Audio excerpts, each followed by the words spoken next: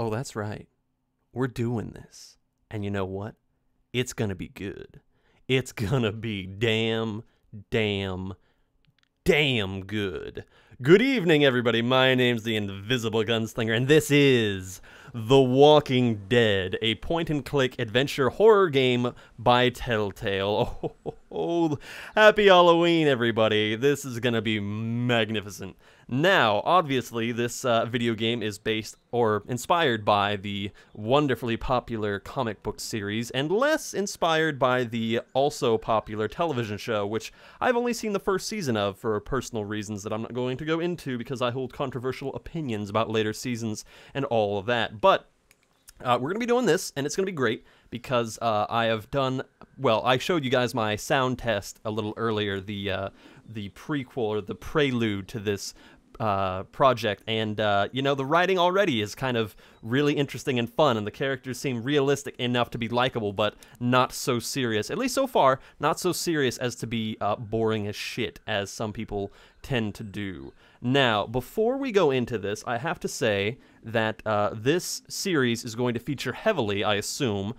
This is a blind playthrough. I've never played this game myself. I haven't even watched any like videos on it or anything, so I've only kind of heard through internet osmosis that it's good, it's sad, it has a heartwarming story, but it's also kind of like the biggest threat in the game is like other human beings, you know. That's the same kind of theme that goes through the comic books and the show, is that it's not so much the Walking Dead that are our greatest enemies, it's ourselves. We are the things to be frightened of, which is really true.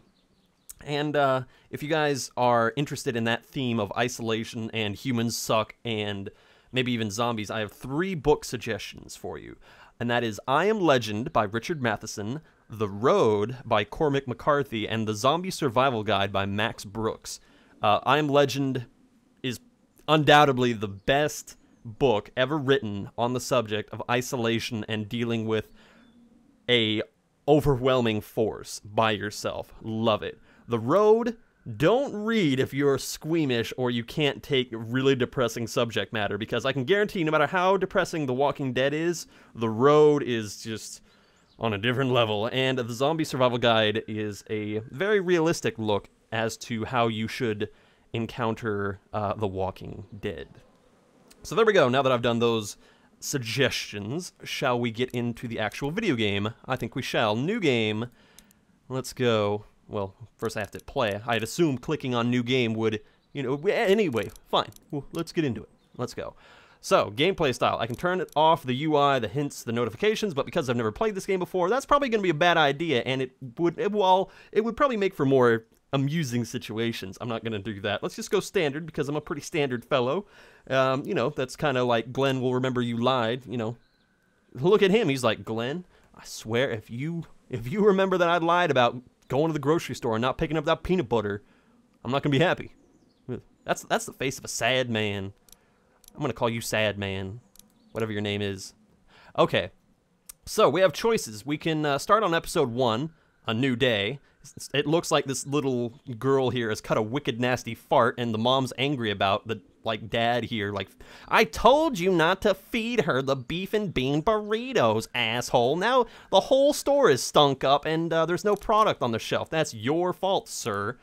Then we have episode 2, Starve for Help, where he has decided to not feed the little girl burritos, and you know, she's shocked, like, I told you not to feed her burritos, not to not feed her at all, or whatever. Her eyeball's kind of like coming out of her socket right there. That's kind of weird. You know, we got WrestleMania going on over here with looks like Left 4 Dead's Ellis's dad over there, cousin or something. And then we got episode 3, Long Road Ahead, where like, hey, there's another eyeball missing right there. We got a teenager guy, another kid, very bored-looking conductor. Like, you're running over a zombie with like a train. How can you look that bored? All right. We got episode 4, Stuck in the Shitter, where they're in a sewer. Hey, look, Ellis's dad makes a recurrence, and Black Lady, I think, and this fellow. And then we have episode 5, No Time Left, where stank farts have killed everybody, and we are recoiling in horror ourselves. And then, of course, the special episode 400 Days, where we have 1, 2, 3, 4, 5, 6 people. So I'm going to assume that at least one person dies every 100 days, or something like that, because I've heard people die in this game, and that's A-okay with me, because people die in real life, and you need to come to terms with that, and all that. So, I've heard this game kind of adjust itself morally to your choices, and it's a Telltale game, so it's all about choices and stuff like that. And rather than going through and deciding what would be best for the characters, I'm going to purely base this off of my emotions. This is going to be a case where I'm completely projecting myself onto the main character, and I am going to make the main character act exactly how I would act in these situations. So, it's going to kind of be like Mass Effect, where you can make your own Commander Shepard, and your Shepard might be completely different than my Shepard, you know? So I don't know what this fellow's name is, Mr. Blue Shirt, Mr. Watch. I do like his watch.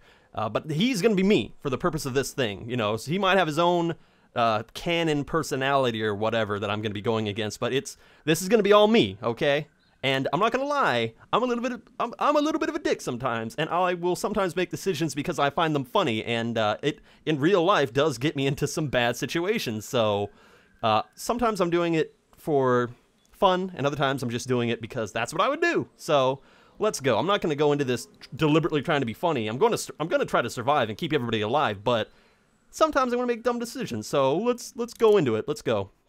Let's see how this all goes along. This game series adapts to the choice you make. Yeah, the story is tailored to how you play. See? Special, tailor-made for me. Telltale Games presents...